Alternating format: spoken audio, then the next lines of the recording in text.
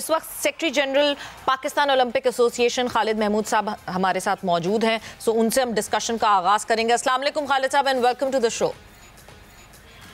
वालेकुम अस्सलाम जी, थैंक यू फॉर इनवाइटिंग। सबसे पहले तो खालिद साहब मुबारक हो कि नेशनल गेम्स सक्सेसफुली हो गए और इख्तिताम हो गया। 30 मई को जो है ये इख्तिताम ज़रूर हो गए थे, मगर बहुत मसले नहीं हुए इस दफ़ा नेशनल गेम्स में खालिद साहब? अल्हम्दुलिल्लाह जी, पहले तो अल्लाह ताला का शुक्र अदा करता हूँ कि गेम जो थी वो मेरे ख्याल में तो बहुत ही स्मूथ कंडक्ट हुआ उसका। मसाइल तो हर जगह आते जाते रहते हैं, बेशक वो इंटरनेशनल इवेंट हो या नेशनल इवेंट हो, लेकिन जो परसेप्शन थी एक कि जब गेम्स होनी थी क्वेटा में और पिछले 19 साल से और कम से कम 2014 में उनको गेम जो थी वो एलोकेट की गई थी, तो 14 से लेके अब 2023 तक 9 साल का तवील अरसा था जिसका इंतजार किया गया।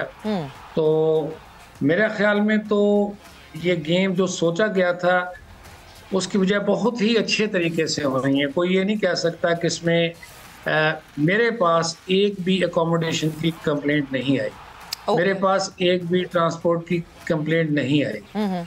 एक या दो जगह थोड़ा सा डिस्प्यूट्स हुए हैं, और डिस्प्यूट जब पता है कि खिलाड़ी जो होते हैं उनका ब्लड सर्कुलेशन तेज़ होती है तो उस वक्त कहीं ना कहीं इस किस्म की जो वाक़या हो जाता है, लेकिन हमने उसका बड़ा सीरियस नोटिस लिया और बड़ा सख्त एक्शन, जो कंसर्न लोग हैं उनकी रिस्पॉन्सिबिलिटी फिक्स हो रही है, उनके खिलाफ एक्शन है।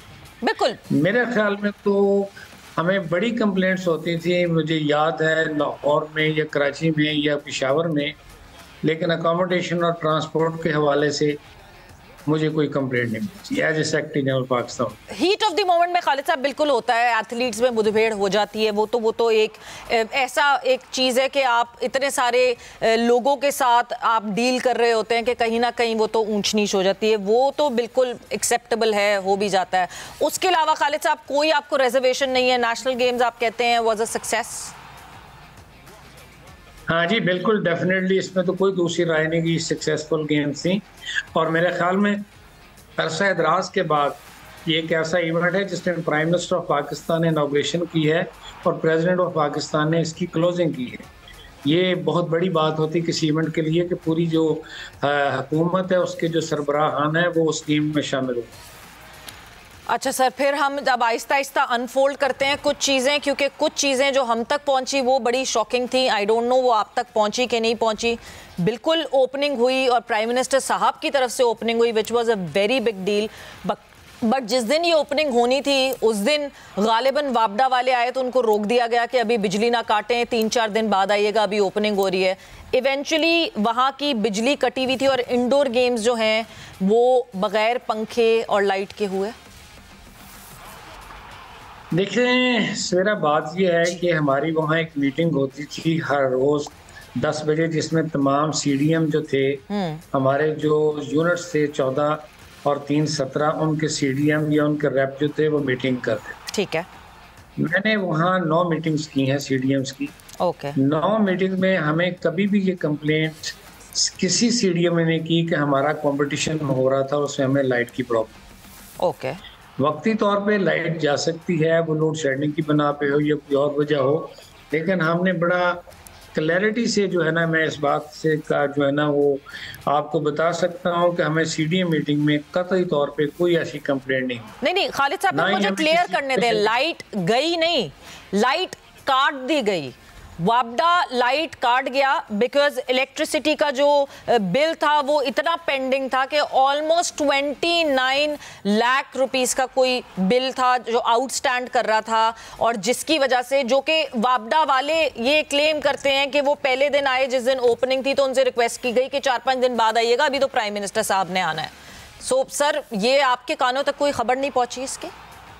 नहीं, मेरे पास ये खबर नहीं पहुंची, लेकिन मुझे ये इस बात का बड़ा अच्छी तरह जो है मुझे याद है कि ये जो गेम्स थी ये 12 तारीख से पहले एक प्रॉब्लम था रिगार्डिंग का जो बॉक्सिंग का अरीना था, उसके लिए ये प्रॉब्लम हुई थी, लेकिन वो ओपनिंग पे नहीं थी जी। वो तो तकरीबन 12 या 13 तारीख का ये मामला था और उसको उसी वक्त विद इन 2 आवर्स वो रिजॉल्व हो गया था और मुझे ये रिपोर्ट दे दी कि ठीक है मैटर सेटल। उसके बाद कतई तौर पे मुझे ना किसी फेडरेशन की तरफ से ना सीडीएम की तरफ से ये रिपोर्ट पाकिस्तान ओलंपिक एसोसिएशन के पास आई है कि जी वहाँ बिजली का ये प्रॉब्लम। खालिद साहब, वहाँ जितने जर्नलिस्ट मौजूद थे जो इंडोर गेम्स कवर कर रहे थे, उन सब ने इसको रिपोर्ट किया।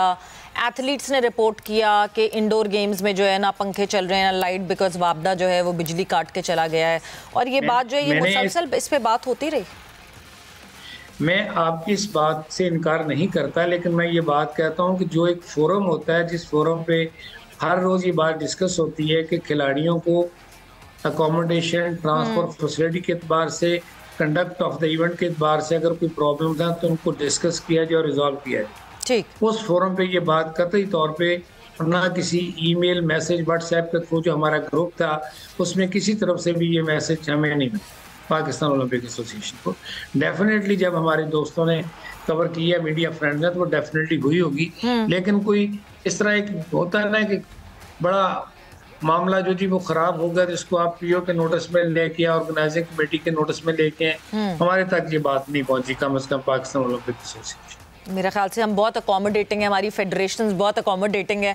उन्होंने कहा ठीक है जी, जैसा चल रहा है चलते रहे, नेशनल गेम्स तो शुक्र हो रहे हैं। और देखें जी, नहीं देखें, ये तो डेफिनेटली बहुत अच्छी बात है, क्योंकि जब हमारी मीटिंग हुई थी before the start of the game, तो हमने तमाम फेडरेशन को ये रिक्वेस्ट भी की थी और जो पार्टिसिपेटिंग यूनिट है उनको भी ये रिक्वेस्ट की थी कि देखें अरसे दराज के बाद कोयटा में गेम्स हो रही हैं, हमने इनको सपोर्ट करना है, हमने कोऑपरेट करना है, हमने चीज़ों को आगे लेके चलना, हमने एक मुस्बत सोच के साथ आगे बढ़ना है। हर वक्त इस चीज़ में नहीं रहना कि ये खराबी है, ये खराबी है, ये खराबी। और मेरा ख्याल में शायद ये बात जो है वो असर कर गई और फेडरेशन ने कहा हुआ क्योंकि हमारे इवेंट तो मुकम्मल हो गया और अच्छे तरीके से हो गया, तो इस चीज़ को ऑन रिकॉर्ड कंप्लेंट ना कीजिए। अच्छा सर, एक और इशू जो उस वक्त नेशनल गेम्स के दौरान इनफैक्ट थोड़े से पहले से ही शुरू हो गया था, एथलेटिक फेडरेशन के साथ पाकिस्तान ओलंपिक एसोसिएशन का कोई इशू हुआ जिसको रिजॉल्व करते करते इतना टाइम हो गया कि एथलेटिक की डेट आगे करनी पड़ी और उनके इवेंट लेट स्टार्ट हुए। सर वो क्या मसला था? देखिए, एथलेटिक्स का मामला जो है ये नेशनल गेम के हवाले से नहीं है। ये तो जब 2019 की साउथ एशियन गेम थी नेपाल में, उस वक्त उस गेम्स के हवाले से एक रिपोर्ट आई थी जिसमें 4 खिलाड़ी जो थे वो पॉजिटिव थे, 3 जी। तो उसमें उसकी बना पे हमने उसकी एक इंक्वायरी की और इंक्वायरी के बाद ये हुआ कि इसके जो एथलीट्स हैं और उनके जो ऑफिशियल्स उनके साथ मुंसलिक थे उनको बुलाया जाए और उनसे मामला इंक्वायर किया जाए जी। लेकिन एथलेटिक फेडरेशन ऑफ पाकिस्तान ने उस इंक्वायरी में शामिल होने से इनकार कर दिया, जो कि असूलन और कानूनन बात ठीक नहीं थी। वो मामला एग्जीक्यूटिव कमेटी ऑफ पीओ तक गया, वहाँ से एग्जीक्यूटिव कमेटी से जनरल काउंसिल तक गया और उनको दोनों मरतबा ये शोकस दिए गए कि आप जो इंक्वायरी में शामिल होके अपना व्यू पॉइंट दें और इस मामले को हम रिजॉल्व करें और जो रिस्पॉन्सिबल है उसके खिलाफ एक्शन। ठीक, लेकिन उन्होंने किसी भी लेवल पे हमारे पास आके अपना जो नुक्ता नज़र है उसकी वजाहत नहीं की।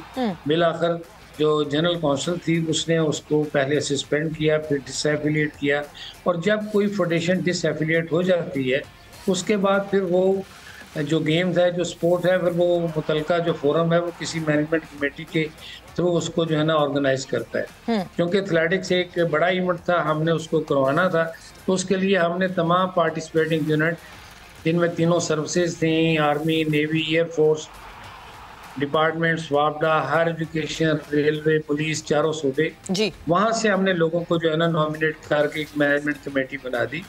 इसको उन्होंने चैलेंज किया वहाँ एक सिविल जज की अदालत में, और उसके बाद चूंकि ये इवेंट होना था, खिलाड़ियों को नुकसान नहीं होना था, फिर जो वहाँ की ऑर्गेनाइजिंग कमेटी थी, वहाँ का जो स्पोर्ट्स बोर्ड था, उन्होंने को तकरीबन 120 लोग जिनका तमाम पार्टिसिपेशन यूनिट के साथ अलग था, उसको एक कमेटी उनकी बना दी टू कंडक्ट द इवेंट। और वो इवेंट एक दिन बाद में शुरू हुआ है, और जबकि जितना उनके पास टाइम था वो सफिशिएंट था एथलेटिक्स के इवेंट को करवाने के। ओके, मगर पॉइंट ये था कि उस अदालत में जाके जीत एथलेटिक फेडरेशन की, मतलब उनके हक में फैसला हो गया था ये? नहीं, मेरा ख्याल में फैसला तो उन्होंने यही कहा था कि जो मैनेजमेंट कमेटी बनाई है वो ये इवेंट जो है उससे दूर रहे। तो जो मैनेजमेंट कमेटी हमारी थी वो तो 13-14 लोगों पे मुश्तमिल थी, फिर एक नई कमेटी बना दी गई जिसने ये सारा इवेंट करवा दिया। ओके सर, अब अगले मामले पे आते हैं। एक मसला जो कि बहुत सारी फेडरेशंस ने जिस बात की कंप्लेन की कि बहुत सारे ऐसे खेल थे जो हिस्सा नहीं थे इस दफ़ा नेशनल गेम्स के, उसमें जो है वो अलग अलग खेल आ जाते हैं सामने जो कि हिस्सा बन नहीं सके, जिसमें जूडो थी, साइकिलिंग थी, स्नूकर था। ये नेशनल गेम्स का हिस्सा क्यों नहीं बन सके खेल? मतलब नेशनल गेम्स तो सारे जो खेल पाकिस्तान में खेले जाते हैं वो बनते हैं। देखिए, मेरा ख्याल में ये बात आप तक सही नहीं पहुंची। जूडो का तो इवेंट हुआ है वहाँ, और साइकिलिंग का इवेंट लाहौर में हुआ है। सो साइकिलिंग और जूडो और स्नूकर, रेसलिंग, ये सब मौजूद थे? नहीं, रेसलिंग में स्नूकर जो है वो पाकिस्तान ओलंपिक एसोसिएशन के साथ एफिलिएटेड ही नहीं। सो वो नेशनल गेम्स का हिस्सा ही नहीं बनते? नहीं, जो हमारे साथ एफिलिएट नहीं है, जो पाकिस्तान ओलंपिक एसोसिएशन का हिस्सा नहीं है, तो वो नेशनल गेम का कैसे हिस्सा बना? सो आप ये कह रहे हैं कि जूडो हुआ? जूडो हुआ जी। अच्छा, जहाँ तक सर हमें जो इन्फॉर्मेशन मिली वो ये इन्फॉर्मेशन मिली कि ये खेल क्योंकि पाकिस्तान ओलंपिक एसोसिएशन और ये फेडरेशंस एक पेज पे नहीं हैं, इनकी अंडरस्टैंडिंग नहीं है आपस में, तो इस वजह से Pakistan Olympic association did not let them participate in the national games.